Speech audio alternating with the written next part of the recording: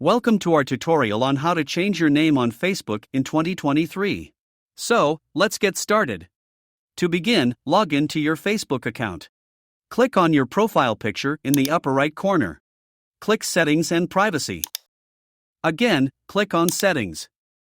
Once you're in, click on See More in Account Center. Click on your profile and a pop-up menu will appear. Click on Name and here you can edit your name. Note, if you change your name, you can't change it again for next 60 days. Once you make your changes, click on Review Changes.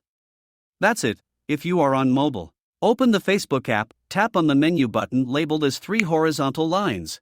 Scroll down and tap on Settings and Privacy. Again, tap on Settings. Then, tap on Personal and Account Information. Select Name, and here you can edit your name. That's it. You've successfully changed your name on Facebook in 2023. If you found this tutorial helpful, please like and subscribe for more Facebook tips and tricks.